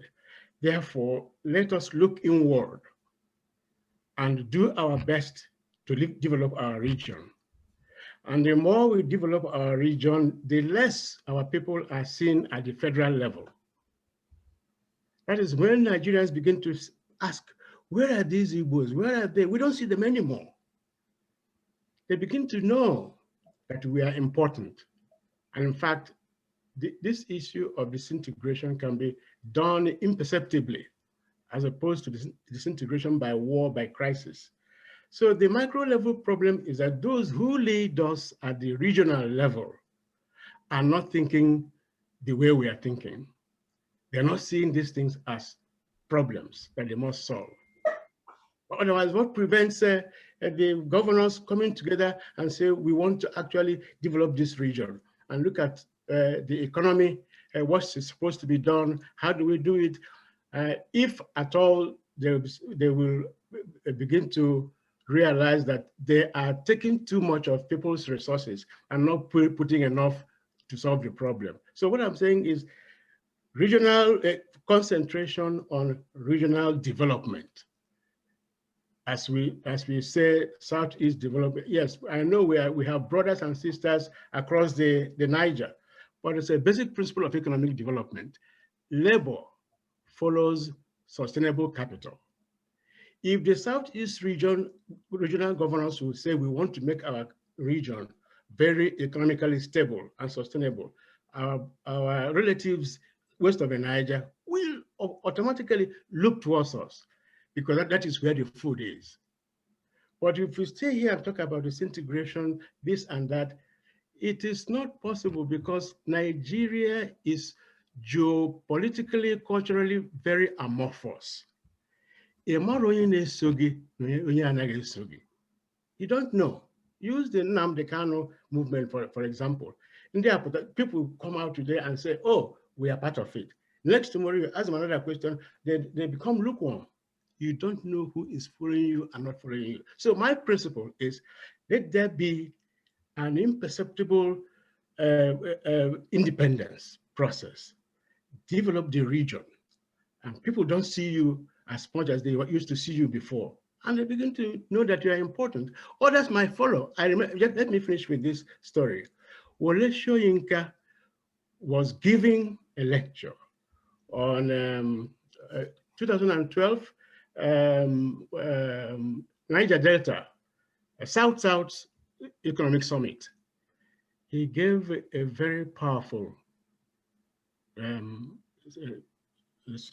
talk that very day, or lecture that day.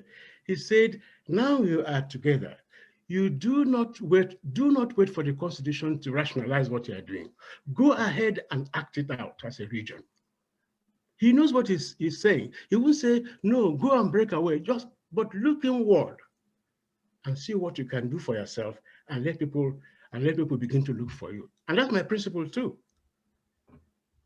So all the other ones we're talking about have very severe, austere, conflictful outcomes. But this one is aggressive, it's evolutionary, it's imperceptible. And the issue is, will our leaders, our governors in particular, they are the people killing us in Nigeria. If you go to my Facebook page, you will, Chukwendu Ukebu. If you click, or I don't know how you people call it, if you type in the Igbo in today's Nigeria, the Igbo in today's Nigeria is a report of a Ohanaeze meeting in Chicago here, I live. A report of a Ohanaeze meeting and the outcome of it.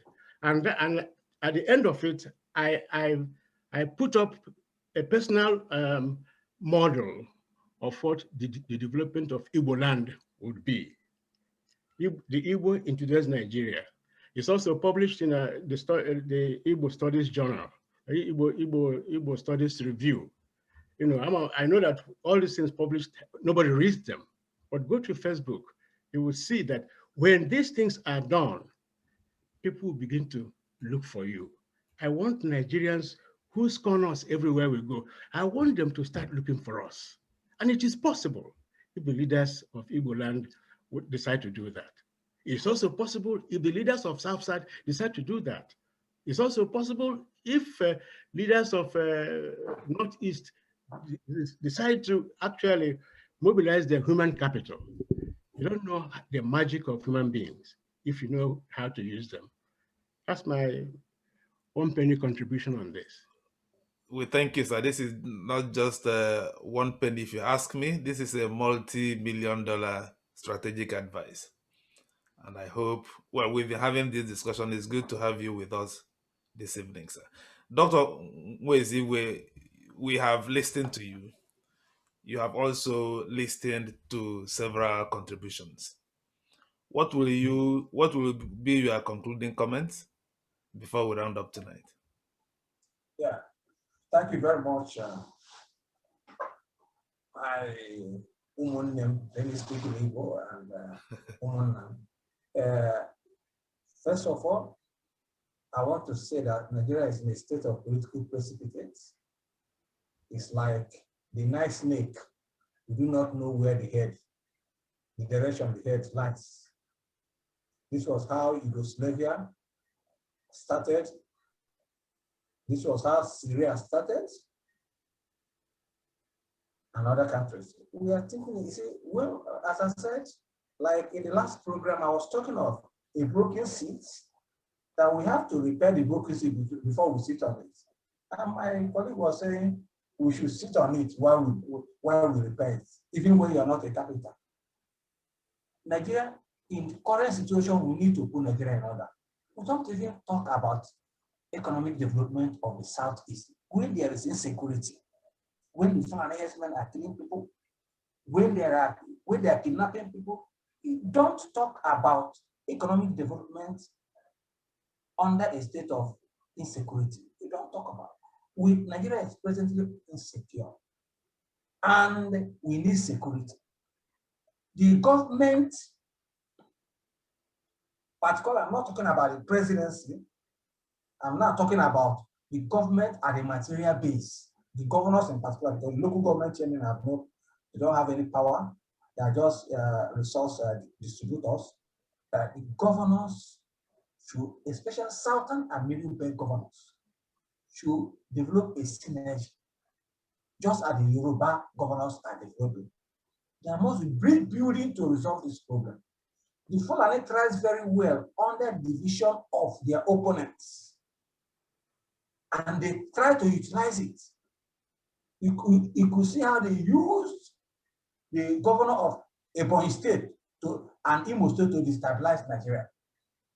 Now, these present two governors are the people receiving the real problem, the real bitter test of insurgency in the history. So we need synergy. And what I believe is that, yes, Fulani is our problem, but our main problem are our leaders. We have a weak leadership, then the invader comes. The invader has a free day. But when you have a strong leadership, even the invader will be very difficult. We find it difficult to come in. So we need our people should first of all, yes, Fulani are bad, but let us put pressure on our leaders to realize the danger ahead. Let us put pressure on those on our representatives in the Federal House of Representatives, in the Senate, who could easily get charter flight, come to their villages and go back without knowing that something ominous is happening in their country and in their constituency. So I believe that we should start focusing on our leaders while still talking about the Fulani group, but we need a leadership that will be the vanguard. Because it is the failure of the leadership in the East, because when I continue saying it, people say I'm anti-Igbo. It's failure of the leadership in Igbo that has brought about the rise of insurgency, counter-insurgency in the East today. If the Southeast leadership were to be strong like the Yoruba, then the Igbo case, you could see how Igbo is being managed by Yoruba leaders. The Igbo case should have come in. But now, what is happening in the Southeast? By the time it moves to South-South, even to Southeast, Benue State is already charged up. When they coordinate, I'm sorry, we might not be talking the way we are talking today. And those people there, talking about business, talking about development, those members of House of Assembly, the governors and everything, will not even find a way to save their already watery Naira, because Naira is gone now. Thank you very much. That's my conclusion. So we must be alert and then impress on our leaders to rise up to the situation and save us. Otherwise, they themselves will become the victims of this coming revolution I am foreseeing. Thank you very much. We thank you very much, Dr. Tony Nwaezeigwe, for creating time to be with us tonight. Our listeners, you can see that Dr. Nwaezeigwe is eminently qualified to speak on the subject, former director, Nigerian Civil War and Genocide Research Center. Research Fellow in Exile, Institute of African Studies, University of Nigeria, Nsukka, and former Director, Center for Igbo Studies, University of Nigeria.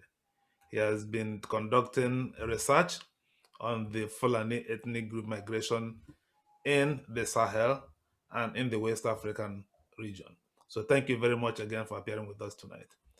This conversation we are having, we had a similar one, I think yesterday, organized by Njenje Media, my friend, Nwaezeigwe. We're having this discussion because in the Southeast, we saw what happened in Owerri a few days ago. We saw what happened in Ebonyi State. We've also had programs for our brothers from Southern Kaduna. And they are now telling me that what is happening in the Southeast is now kind of overshadowing the atrocity that have been happening in Southern Kaduna area as well, because even up till today, people are still being killed. People are also killed in Southern Kaduna today. So it is the Southwest that have started having this problem now, and it is now also agitating the region. What about the killings going on in northwestern Nigeria and Zamfara State as well, in Kebbi State? The Northeast is in crisis. So Nigeria is in crisis. So this discussion is not a waste of time. It is good that people come together to articulate ideas so that those who are in positions of responsibility can use them to see what can be done to find a solution. So I use this opportunity to thank you all. Mr. Paul Ejime, thank you very much for being with us tonight. Mr. Chikwendo Ukeje, I hope I got it correct, sir. Thank you very much. Thank Mr. Nebu. Thank you all. I cannot mention the names of everyone. I see some important guests who also join us and are listening. Please, I thank you all for being with us tonight. So hopefully we will continue the discussion at some other time.